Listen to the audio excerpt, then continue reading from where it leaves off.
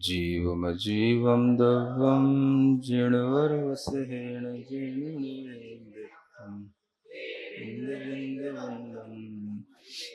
सर्वदा शिरसु।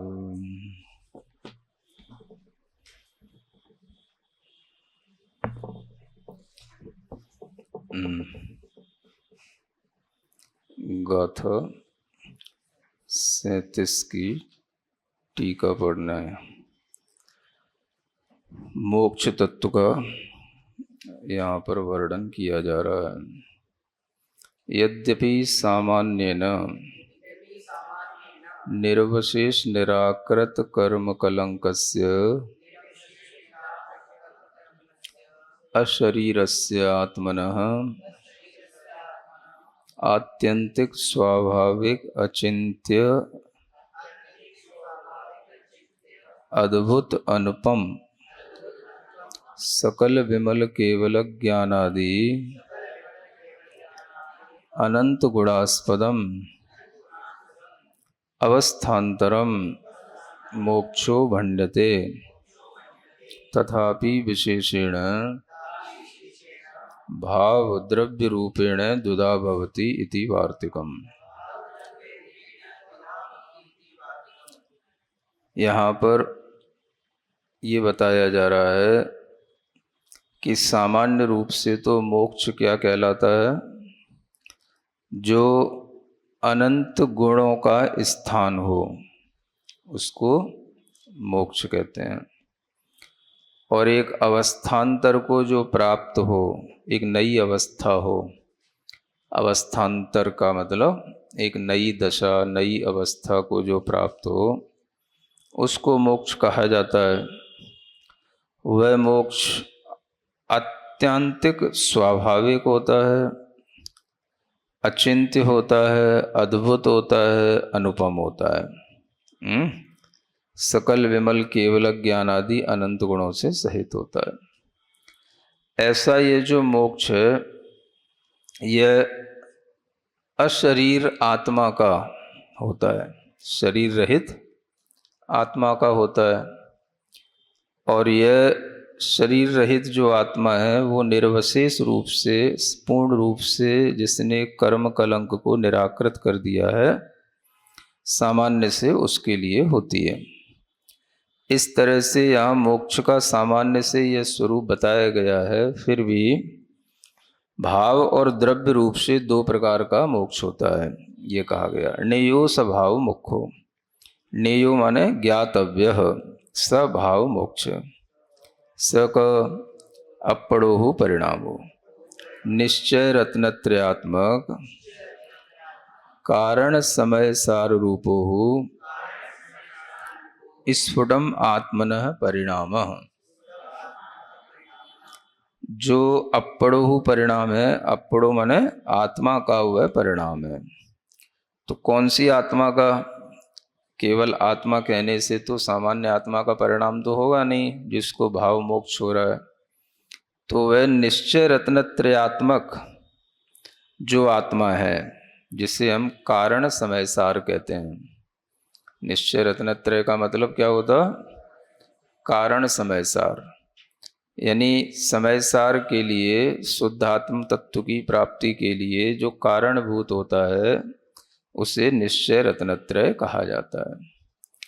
तो निश्चय रत्नत्रयात्मक जो कारण समय सार रूप आत्मा होगी, वही आत्मा का परिणाम भाव मोक्ष होता है। कथम भूत सर्वस्व कम्मड़ो जो खय हेदु, सर्वस्व द्रव्य भाव रूप मोहनी आदि घाती चतुष्टय कर्मण यह क्षय हेतु इति।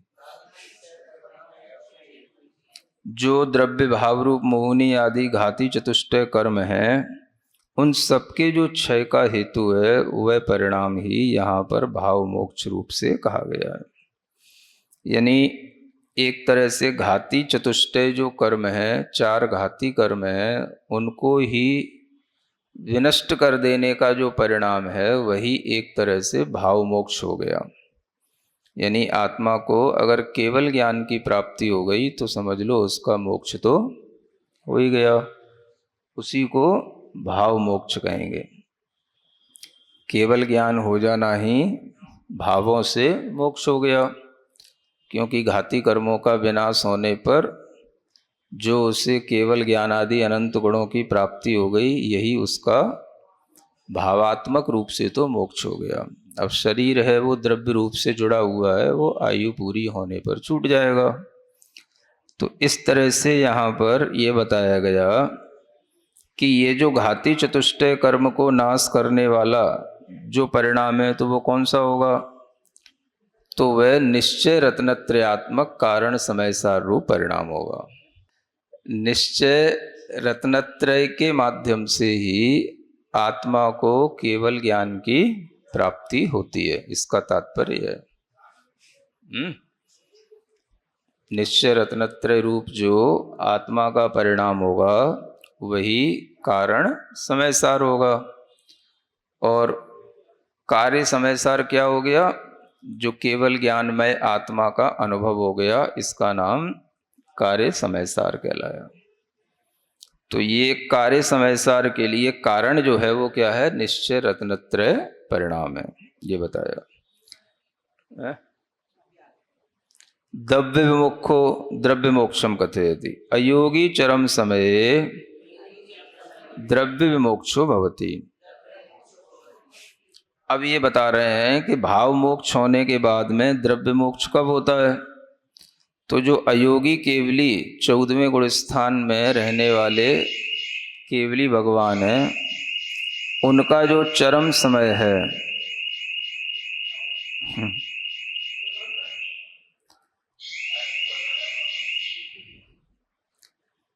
उन अयोगी केवली के चरम समय में यह द्रव्य मोक्ष होता है।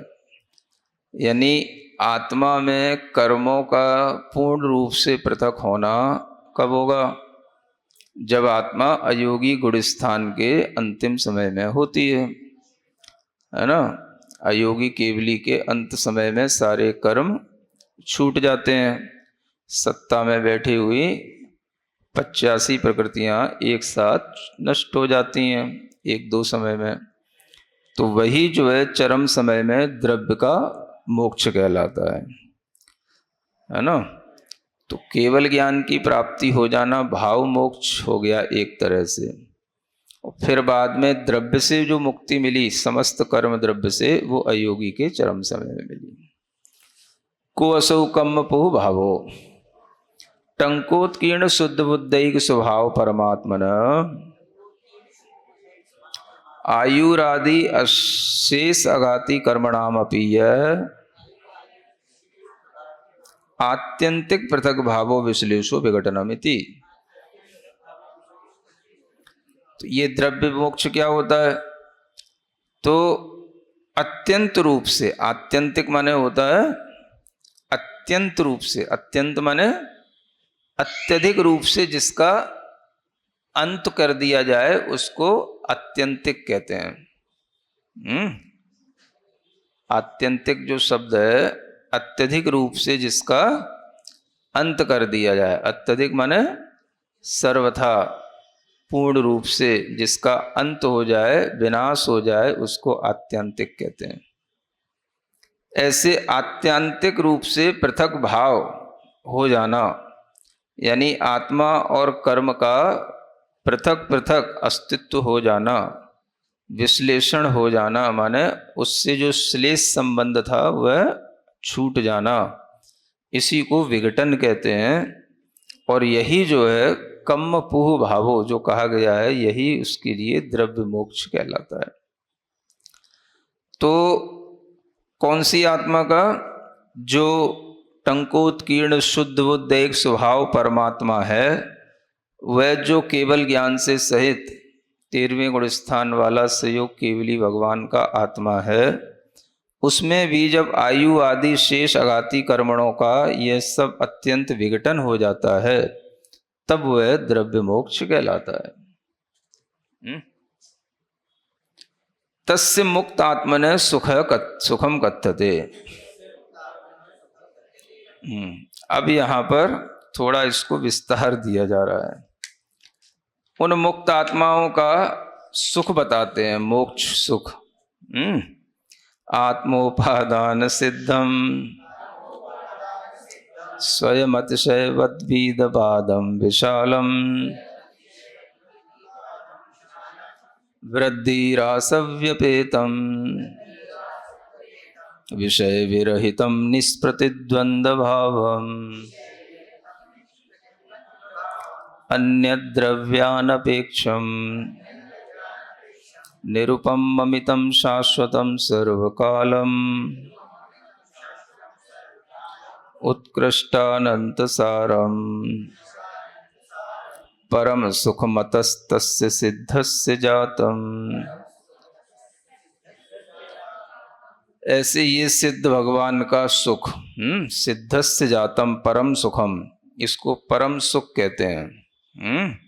यह सिद्ध भगवान का सुख जो सिद्ध भक्ति में लिखा हुआ है, उन लाइनों को यहाँ पर बताया जा रहा है कि सिद्ध भगवान का सुख कैसा होता है। तो ये जो 4 लाइनें हैं ये सिद्ध भगवान के परम सुख को बताने वाली हैं। जो अपनी आत्मा से सिद्ध हुआ हो, आत्मा के ही उपादान से प्राप्त होता है, स्वयं वह अतिशय रूप होता है, बाधाओं से रहित होता है, विशाल होता है, वृद्धि रास से रहित होता है, विषयों से रहित होता है, द्वंद्व भाव जिसमें बिल्कुल नहीं होता है, अन्य द्रव्यों की कोई अपेक्षा नहीं होती, निरुपम होता है, अमित माने अप्रमाण होता है, जिसका कोई माप नहीं, शाश्वत है, सर्वकाल रहने वाला, उत्कृष्ट है, अनंत सारभूत है। ऐसा परम सुख सिद्धों के लिए उत्पन्न होता है। कश्चिदाह इंद्रिय सुखम एव सुखम मुक्तात्मनाम इंद्रिय शरीराभावे पूर्वोक्तम अतीन्द्रिय सुखम कथम घटते इति चेत। तो सामान्य से सामने बैठा हुआ कोई पुरुष कहता है कि ऐसा तो कोई सुख हमें समझ में आता नहीं जो आप बता रहे हो, कि जिसके पास ना कोई शरीर हो ना इंद्रिय हो, फिर वो मुक्त आत्मा को ऐसा सुख मिलेगा। तो कैसे सुख मिलेगा जिसके पास शरीर नहीं है, इंद्रिय नहीं है? तो कहाँ से सुख मिलेगा? इसलिए इंद्रिय सुख ही सुख होता है, बाकी कोई सुख हमें समझ नहीं आता। इस तरह का कोई मन में विचार करके शिष्य पूछता है, तत्र उत्तरम दीयते, तो उसका उत्तर दिया जाता है। सांसारिक सुखम तावत स्त्री सेवन आदि पंचेंद्रिय विषय प्रभावमेव। अब यहाँ कहते हैं कि जिस सुख को तुम सुख कह रहे हो उसको सांसारिक सुख कहते हैं। क्या कहते हैं? और वह सांसारिक सुख जो होता है वह स्त्री सेवन आदि पंच इंद्रिय के विषयों से उत्पन्न होता है। ये सांसारिक सुख की परिभाषा है। यत् पुनः पंचेंद्रिय विषय व्यापार रहितानाम निर्व्याकुल चित्तानाम पुरुषाणाम सुखम तद अतीन्द्रिय सुखम अत्रैव दृश्यते। अब जो पंचेंद्रिय के विषय व्यापार से रहित हैं, व्याकुल चित्त नहीं है जिनका इन पंचेंद्रिय के सुखों में, ऐसे पुरुषों का जो सुख होता है उसको अतीन्द्रिय सुख कहा जाता है। यानी जिन्हें स्त्री सेवन आदि पंचेंद्रिय के विषयों में व्याकुलता उत्पन्न नहीं होने से जो उनको अतीन्द्रिय सुख होता है, उस सुख को यहाँ पर दिखाया जा रहा है। तो सुख जो है 2 तरह का होता है, एक तो व्याकुल चित्त वालों का और एक निर्व्याकुल चित्त वालों का। तो जिनका चित्त व्याकुल रहता है उन्हें इंद्रिय सुख सांसारिक सुख के रूप में मिलते हैं, और जिनके चित्त की व्याकुलताएं दूर हो जाती हैं वो अतीन्द्रिय सुख का अनुभव करते हैं। पंचेंद्रिय मनोजनित विकल्प जाल रहितानाम निर्विकल्प समाधिस्थानाम परम योगिनाम रागादि रहितत्वेन स्वसंवेद्यम आत्मसुखम तद विशेषेण अतीन्द्रियम। अब वह अतीन्द्रिय सुख अनेक तरह से होता है ना, अनेक तरह से उस सुख को आप समझ सकते हो। एक तो चित्त व्यापार से रहित हो गया, वह भी सुखी है, अतीन्द्रिय सुख उसको भी हो रहा है। दूसरा, जो निर्विकल्प समाधि में स्थित परम योगी हैं, सभी प्रकार के रागादि परिणामों से रहित हो जाने से जो पंचेंद्रिय मनोजनित विकल्प जाल से रहित हो गए हैं, ऐसी आत्माओं का जो स्व संवेदनात्मक आत्म सुख होता है, स्व आत्मा के संवेदन से उत्पन्न होने वाला जो आत्म सुख होता है, वह भी विशेष रूप से अतीन्द्रिय सुख कहलाता है ना। तो अतीन्द्रिय सुख एक तो ये सामान्य रूप से हुआ कि पुरुष जिनके लिए पंचेंद्रिय के विषय व्यापार में कोई आकुलता नहीं, ऐसे जीवों के लिए भी एक सामान्य रूप से अतीन्द्रिय सुख रहता है। और फिर जो निर्विकल्प समाधि में स्थित हो गए, परम योगी हो गए, जो स्व आत्मा का संवेदन कर रहे हैं, उनके लिए भी अतीन्द्रिय सुख होता है, वो विशेष रूप से होता है।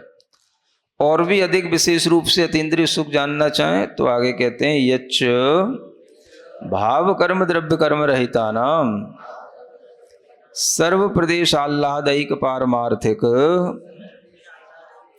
परमानंद परिणता नाम मुक्तात्मनाम अतीन्द्रिय सुखम तद अत्यंत विशेषेण ज्ञातव्यम। अब यह अत्यंत विशेषता के साथ में यह तीसरे क्वालिटी का अतीन्द्रिय सुख बताया जा रहा है। जो किनको होगा, जो भाव कर्म से रहित हो गए, द्रव्य कर्मों से रहित हो गए, ऐसे जो मुक्त आत्माएं हैं, जो अतीन्द्रिय सुख उनको जो हो रहा है, वह सर्व प्रदेशों में आह्लाद रूप एक पारमार्थिक परम आनंद से जो परिणत हो गए, उनको होता है। तो मुक्तात्मा किस में परिणत हो जाते हैं? जिनके समस्त आत्म प्रदेशों में एक आह्लाद रूप पारमार्थिक परम आनंद उत्पन्न होता है ना। उस परम आनंद से परिणत जो अतीन्द्रिय आत्माएं हैं, सिद्ध आत्माएं हैं या मुक्त आत्माएं हैं, उनके ही उस सुख को अतीन्द्रिय सुख और विशेषण के साथ में कहा जाता है ना। तो अतीन्द्रिय सुख भी विशेषता के साथ बढ़ता बढ़ता पूर्णता को सिद्ध आत्माओं में प्राप्त हो जाता है। तो यहाँ तीन तरह से इसकी परिभाषा बताई है। अतीन्द्रिय सुख कब से आना शुरू हो जाता है? पहले तो विषय सुख में व्याकुल चित्त नहीं होने से भी अतीन्द्रिय सुख आने लग जाता है ना। जिनका पंचेंद्रिय के विषय व्यापार में मन नहीं, वे भी अतीन्द्रिय सुख में परिणत हैं सामान्य से, माने ध्यान में नहीं भी हैं, निर्विकल्प समाधि में स्थित नहीं भी हैं, तो भी पंचेंद्रिय के विषय व्यापार के लिए जिनके मन में कोई व्याकुलता नहीं है, तो भी वो अतीन्द्रिय सुख के एक फर्स्ट लेवल पर हैं।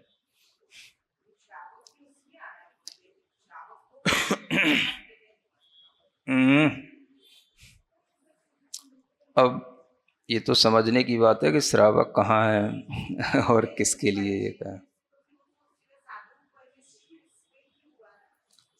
तो वो जहाँ होगा वहीं होगा। जो पंच इंद्रियों का, जिनके लिए विषय सुख की कोई व्याकुलता नहीं है, ऐसे निर्व्याकुल चित्तानाम पुरुषाणाम लिखा है ना।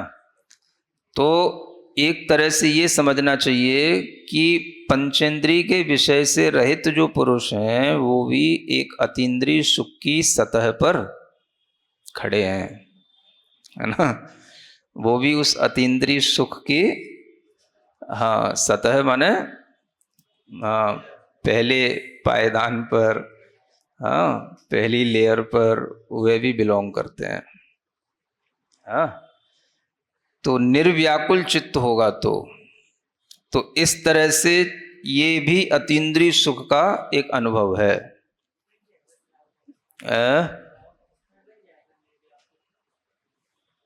यहाँ कहाँ कहा जा रहा है? श्रावक अवस्था में कहाँ कहा जा रहा है? पंचेंद्रिय के विषयों से रहित जो हो गए उनके लिए कहा जा रहा है।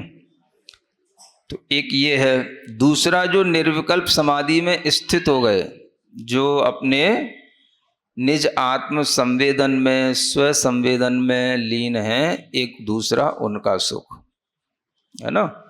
तो ये ध्यान की अवस्था में बनेगा, ये दूसरी क्वालिटी का और ऊपर बढ़ करके ये आत्म संवेदनात्मक हो गया। जो एक साधना करके निर्विकल्प समाधि में स्थित होकर के मन को टिका करके वह आत्म संवेदन किया जाता है, यह उस सुख की परिणति है ना। तो ये भी एक अतीन्द्रिय सुख का ही विशेषण है, और विशेष हो गया अतीन्द्रिय सुख। तो ऐसे फिर तीसरे प्रकार से अतीन्द्रिय सुख तो वो हो गया जो मुक्त आत्माओं को हो गया। तो तीन तरह से आप अतीन्द्रिय सुख अपन अनुभव कर सकते हैं। तो आज भी पहले और दूसरे लेवल का अतीन्द्रिय सुख अनुभव किया जा सकता है। दूसरे लेवल का भी एक तरह से काफी कुछ अनुभव किया जा सकता है ना। दूसरा लेवल दूसरा भी बहुत बड़ा है। अब भले ही उसके 3 भेद बताए हैं, लेकिन वो तो 3 लोक प्रमाण भेद हो जाएंगे उसके लेकिन फिर भी जिनको स्व संवेदन करने की ललक रहती है, स्व संवेद्य जो अपनी आत्मा को बनाते हैं, उनके लिए भी आज भी कुछ तो यह अतीन्द्रिय सुख का अनुभव होता है। तो इसीलिए 2 प्रकार के अतीन्द्रिय सुख का अनुभव आज भी किया जा सकता है। निर्व्याकुल चित्त होकर के, पंचेंद्रिय विषयों से रहित होकर के शांति से बैठना भी अतीन्द्रिय सुख का अनुभव करना है ना। और फिर जब आप समय सार में डूबे, समय सार की जो कुछ पद्य हैं, कलशे हैं, समय सार की गाथाएं हैं, उसके अनुसार जब आप अपने ध्यान की स्थिरता और लाएंगे, आपको अपनी आत्मा का स्व संवेदन और अधिक होगा। तो आत्म संवेदन से वह अतीन्द्रिय सुख का लेवल और बढ़ेगा। तो दूसरे लेवल को भी छुआ जा सकता है। तीसरा लेवल तो फिर मुक्तात्माओं को है।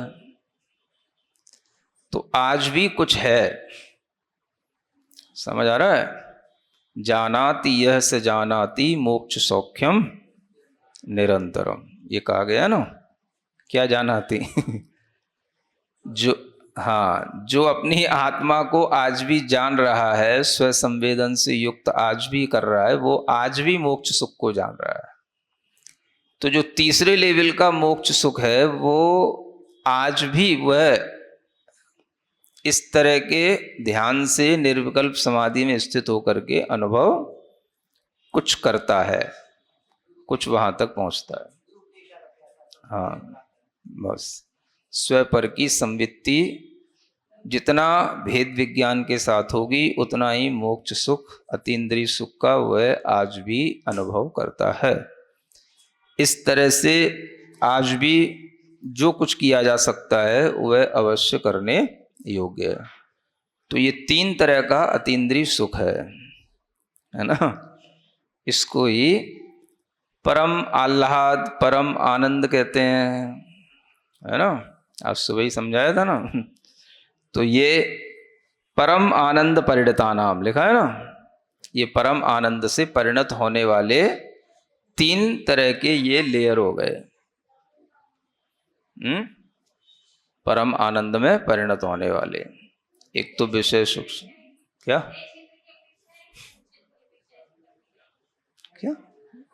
क्षेत्र वित्र से क्या लेना देना है? जो करेगा वो पाएगा, क्षेत्र से क्या। तो केवल ज्ञान से क्या मतलब है?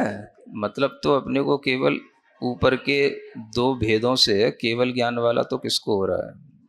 हाँ, पंचेंद्रिय विषय व्यापार से रहित, जो पंचेंद्रिय रोध नाम के 5 मूल गुणों का पालन करेंगे, उन्हीं के लिए ये पंचेंद्रिय विषय व्यापार से रहित होना बनेगा। तो इसलिए निर्व्याकुल चित्त पुरुष जो होते हैं वह इसी तरह के विषयों से दूर रह करके अतीन्द्रिय सुख में अत्रैव दृश्यते, है ना, ये भी लिखा है ना इसमें, तद अतीन्द्रिय सुख अत्रैव दृश्यते, यहाँ ही देखा जाता है ना। अब जो मोक्ष सुख है वो तो वहाँ है, तो यहाँ भी तो कुछ होगा तो इसलिए यह अत्रैव दृश्यते, ये इस बात को भी बता रहा है, ये यहाँ पर भी है। अत्र अत्र जो करते हो ना तुम लोग, हाँ यही यही वही अत्र है तो यह अतीन्द्रिय सुख अत्र, अत्र माने यही है, यही है, यही है। कहाँ, चौके में चौके वाले करते हैं। हाँ, तुम्हारे लिए वही है, तुम्हारे लिए वही अतीन्द्रिय सुख है कि अतीन्द्रिय सुख का अनुभव करने वाले आपके पास रुक जाएं, ठहर जाएं, आपको मिल जाएं, तो वही आपके लिए अतीन्द्रिय सुख है। अत्रैव दृश्यते माने वो आज भी है, कहने का मतलब। और थोड़ी विशेषता के साथ में फिर वो आगे दूसरे नंबर पर और हो जाता है, परम योगियों को हो जाता है। एक सामान्य योगी हो गए, एक परम योगी हो गए, जो हमेशा निर्विकल्प समाधि में ही ठहरे रहते हों, सभी प्रकार के मनोजनित विकल्प जालों से रहित होकर के स्व संवेदन करते हो, आत्म सुख का अनुभव करते हो, वो परम योगी कहलाते हैं।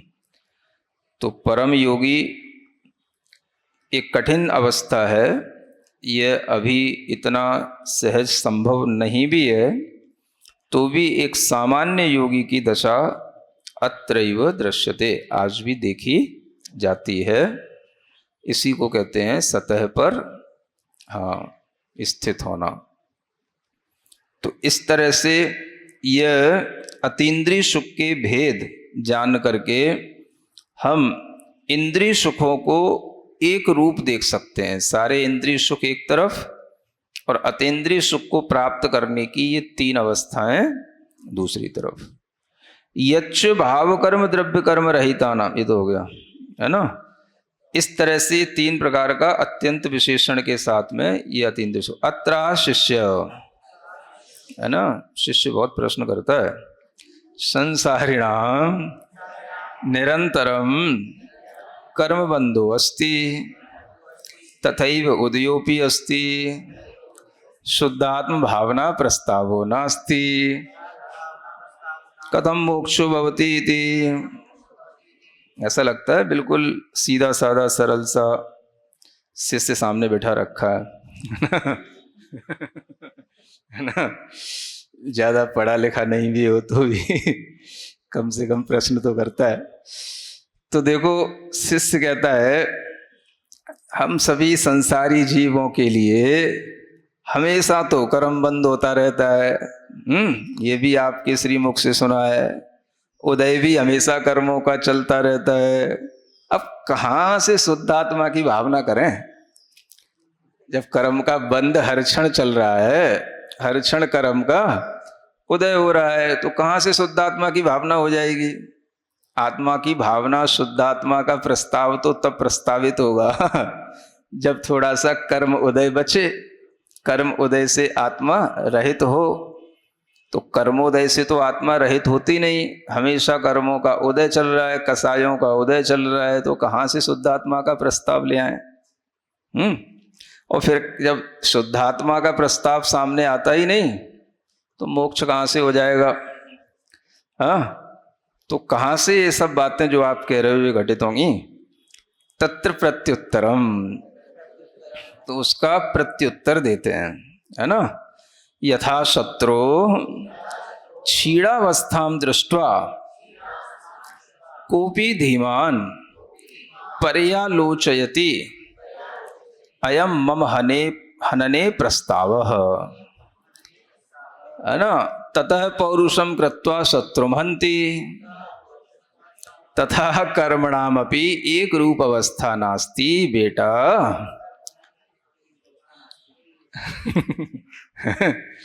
हीमान स्थिति अनुभागत्वेन कृत्वा यदा लघुत्वम क्षीणत्वम भवति तदा धीमान भव्य,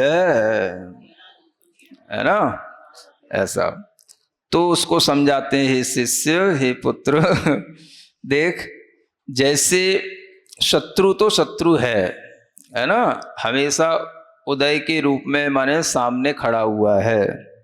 शत्रु हमेशा बढ़ भी रहा है, लेकिन फिर भी कोई बुद्धिमान व्यक्ति होता है तो उस शत्रु को देखता रहता है कि कब जो है इसके ऊपर वार किया जाए। वार कब कर पाएंगे? जब शत्रु कभी थोड़ा सा कमजोर दिखाई दे, थोड़ा सा लड़खड़ाता हुआ दिखाई दे, बस उसी समय पर उसकी टांग में टांग मारी और धड़ाम गिराया। तो जिस तरह से बुद्धिमान पुरुष शत्रु को सामने खड़ा देखकर के भी ये पर्यालोचन करता है, पर्यालोचयति माने चारों ओर हमेशा चौकन्ना होकर के देखता रहता है, कब दाव लगे, कब इसको पर वार करें, कब ये अपनी पकड़ में आ जाए, कब इसके ऊपर किया गया वार खाली न जाए। ऐसे वो उस शत्रु को देखता रहता है। और जैसे ही उसकी कभी क्षीण अवस्था दिखाई दी, थोड़ा सा भी वो क्षीण तो होगा ही कभी ना कभी, तो जैसे ही उसकी क्षीण अवस्था दिखाई दी, बस अब यही इसको मारने का समय है। मम हनने प्रस्ताव, यही इसके लिए प्रस्ताव माने बस यही समय है। तो क्या करता है, उसी समय पर अपना पौरुष दिखा करके उस शत्रु को हनन कर देता है। समझ रहे हैं? उसी तरह से कर्म हमेशा एक रूप से नहीं रहते हैं। कर्मणाम एक रूप अवस्था नास्ति। कर्मों की अवस्था हमेशा एक जैसी नहीं रहती। कर्मों के उदय तो हैं, लेकिन सबके कर्मों के उदय एक जैसे नहीं रहते, कर्मबंध एक जैसे नहीं रहते। तो जब कर्म के तीव्र उदय होंगे तो शत्रु को कुछ नहीं कर पाओगे, खड़े खड़े देखते रहोगे। और जब कर्म का उदय थोड़ा सा क्षीण दिखाई दे, कमजोर दिखाई दे, तो उसके ऊपर वार करोगे, थोड़ा सा पौरुष दिखाओगे, पुरुषार्थ बाहर निकालोगे, तो वो हमेशा के लिए आपकी पकड़ में आ जाएगा, है ना। ये कब होगा? जब कर्मों की स्थिति और अनुभाग जो शक्तियां हैं ये हीयमान हो। हीयमान माने हल्की हल्की होती जाएं, वर्धमान न हो, है ना। कर्मों की स्थिति घटती जाए, अनुभाग शक्ति कम होने को दिखाई दे, तब उस समय पर ये कर्मों का जब हल्कापन दिखेगा, क्षीणपना दिखेगा, उस समय पर जो बुद्धिमान भव्य जीव होगा वो उस समय पर उन कर्मों पर वार करके विजय हासिल कर लेगा, है ना। इसलिए संसारी जीवों के लिए भी उदय होते हुए भी उदय एक समान नहीं रहता। तीव्र कषाय का उदय होगा तो कोई पुरुषार्थ नहीं होगा। जब कभी कषाय का मंद उदय आएगा, तब पुरुषार्थ करने पर वह कसाई की मंदता होती जाए, होती जाए, होती जाए, तो शुद्ध आत्मा की भावना का प्रस्ताव भी सामने आ जाएगा। ऐसा है ना। तो कर्मोदय कहने से सबके कर्मोदय एक समान नहीं होते, कर्मबंध कहने से सबके कर्मबंध एक समान नहीं होते। तो वह जब कर्मों की क्षीणता पकड़ में आ जाए तभी वह धीमान माने बुद्धिमान भव्य जीव क्या करता है, ये अब उसी को जब वो पुरुषार्थ करता है तो आगम भाषा में उसे क्या बोलते हैं, ये यहां बता रहे हैं। आगम भाषा खय उव समय विसोई देशण पाउग करण लद्धिय चत्तारिवि सामन्ना कर्णम सम्मत चारित्ते।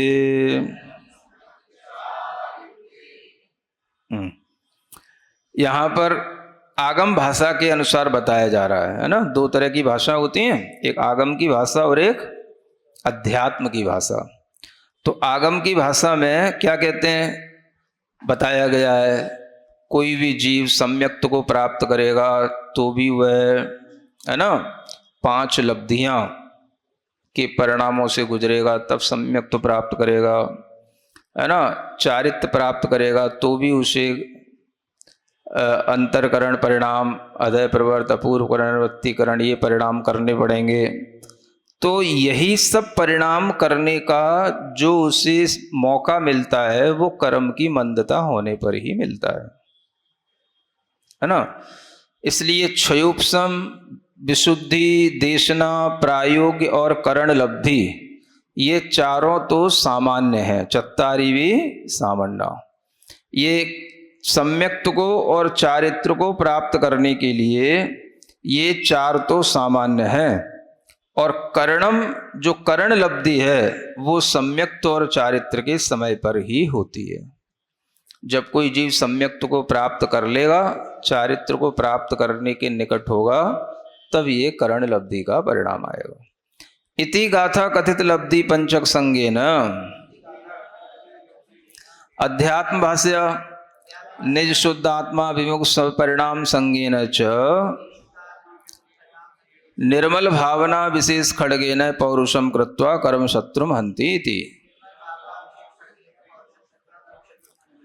अब जब इस तरह से कोई भी जीव 5 लब्धियों के माध्यम से काम करता है तो ये तो आगम के अनुसार समझाया जाता है ना। तो आगम के अनुसार ऐसे कहा जाएगा कि वो 5 लब्धियां कर्ण लब्धि प्राप्त करके सम्यक दर्शन प्राप्त कर रहा है। और अध्यात्म की भाषा में कहेंगे तो क्या करेंगे, उस समय पर वह निज शुद्ध आत्मा के अभिमुख परिणाम वाला होगा। उसका परिणाम किधर अभिमुख होगा, निज शुद्ध आत्मा के अभिमुख होगा। इस तरह की वह निज शुद्ध आत्मा के अभिमुख परिणाम वाला जब होगा तब वह निर्मल भावना विशेष जो खड्ग है, तलवार है, उसके द्वारा पुरुषार्थ करके कर्म शत्रु को हनन कर देगा, है ना। तो इसी को कहते हैं अध्यात्म की भाषा में निज शुद्ध आत्मा के अभिमुख परिणाम। और आगम की भाषा में कहा जाएगा वो पंचलब्धि रूप परिणाम, करण लब्धि रूप विशेष परिणाम। तो भाषाएं अलग अलग हो सकती हैं, काम वही होना। यत पुनरंत कोटा कोटि प्रमत कर्म स्थिति रूपेण तथैव लता दारु स्थानीय अनुभाग रूपेण च कर्म लगत्वे जातेपि सति अयम जीव आगम भाषया अधेय प्रवर्तिकरण पूर्वकरण अनुवृत्तिकरण संज्ञाम अध्यात्म भाषया स्वशुद्ध आत्मा विमुख परिणति रूपाम कर्म हनन बुद्धिम क्वापि काले न करिष्यति इति तद अभव्यत्व गुणस्यैव लक्षणम ज्ञातव्यम इति।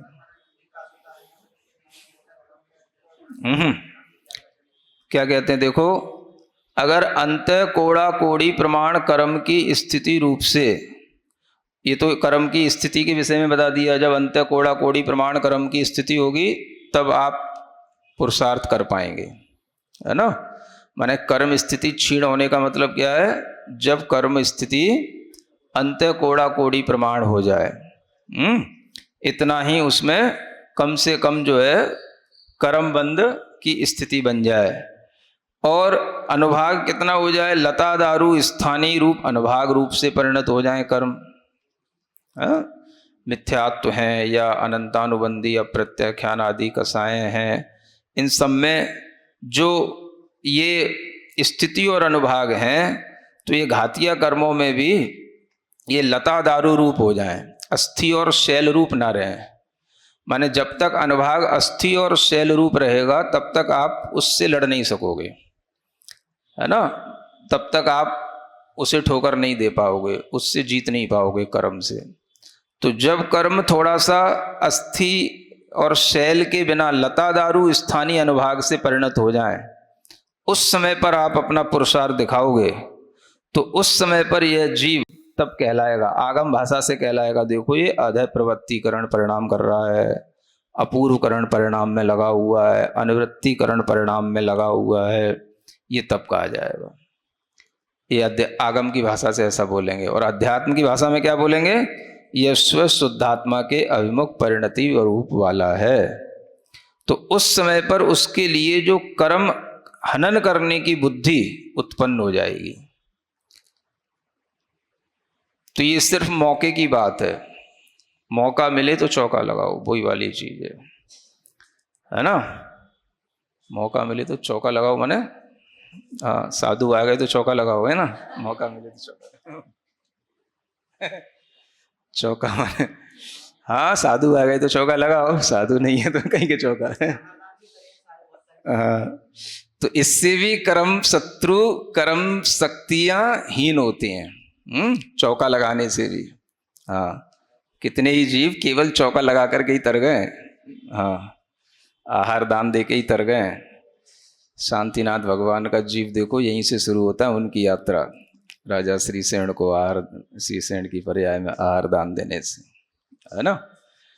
तो अनेक जीव केवल इस तरह से चौका लगा लेते हैं, और जो साधु हैं वो भी मौका पे चौका लगाते हैं है ना। उनने भी अपनी मनुष्य पर्याय में ऐसा मौका मिला, कुछ उन्हें ऐसा, है ना, निमित्त मिला, संयोग मिला कि वो भी उस जिन रूप को धारण कर लिए, वो भी मौका पे चौका है। समझ आ रहा है? तो तब उनको चौका लग गया, तब आपको चौका लगाने का अवसर मिल गया कि भाई हम भी चौका होने के लिए लगाते हैं, जो मौके पे, जो इस मनुष्य पर्याय में चौका, है ना, लगा चुके हो। तो साधु के लिए ये मौका का चौका है कि उसने इस पर्याय में ये जिन पर्याय प्राप्त कर ली, है ना। तो ये उसका चौका है, और आपका चौका अत्र अत्र अत्र अत्र तिष्ठ तिष्ठ वाला है ना। तो फिर भी जो श्रावक ऐसा कर ले वो भी भव्य है, और जो साधु ऐसा कर ले वो भी भव्य है। क्योंकि मौके पर चौका लगाना जिसको आता है तो उसका मतलब है कि उसने कर्म शत्रु की शक्ति को छीन जान करके अपना पुरुषार्थ दिखा दिया, उसको जीत लिया। तो कर्म हनन की बुद्धि ये क्वापी काले, है ना, किसी काल में ही आती है, कभी कभी आती है, हमेशा नहीं रहती है। हाँ, किसी पर्याय में होगी, किसी काल में होगी, चाहे श्रावक की हो चाहे साधु की हो। और अगर उस समय पर वह न करिष्यति इति, अगर वो ऐसा नहीं करेगा, हाँ, छीड़ता दिख रही है फिर भी आलस्य में पड़ा है, देख रहे हैं, सोच रहे हैं अभी नहीं हो पाएगा, अभी थोड़ा सा मम्मी की तबीयत खराब है, पापा ने रोक रखा है, बहन की शादी हो जाने दो है ना। तो ऐसे करके अगर वो अभी भी अपनी उस शक्ति का, पौरुष का उपयोग नहीं दिखाएगा, तो फिर तो यहां कहा जा रहा है ये तो अभव्यपने का लक्षण है ना। तद अभव्यत्व गुणस्यैव लक्षणम ज्ञातव्यम।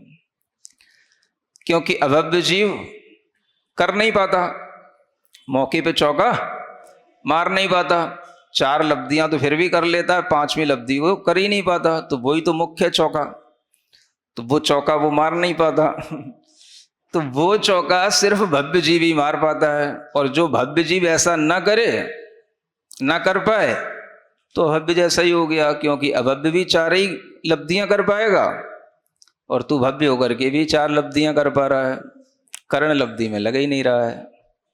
तो ये कहलाता है, माने ये जरूरी नहीं है कि सब भव्य जीव इस तरह से कर ही लें, जो करेंगे वो वास्तव में भव्य तब कहलाए, उनकी भव्यत्व शक्ति प्रकट हुई तब कहलाएगा। या तो सम्यक्त गुण में परिणत हो जाए या चारित्र गुण में परिणत हो जाए, तब उनकी वह भव्यत्व शक्ति प्रकट हुई। अन्यथा वो तो फिर अभव्य और भव्य में कोई अंतर रहा ही नहीं। जब तक आपके अंदर सम्यक्त नहीं आ रहा है तो भव्य समान ही है। है ना। तो इस तरह से यहाँ पर ये समझाया गया है कि कर्म का उदय भी एक समान नहीं रहता है बेटा। हमेशा कर्म उदय कह करके ये मत सोचो कि कोई हमारे लिए कभी शुद्धात्म भावना का समय आएगा ही नहीं, या सम्यक्त्व या चारित्र रूप परिणाम हमारे अंदर उत्पन्न होंगे ही नहीं। ऐसा जो कह रहे हैं उनको समझाने के लिए यह शत्रु का उदाहरण दे करके समझाया गया है। समझ में आता है? आ जाए तो अच्छी बात है। इतना ही आज के लिए पर्याप्त।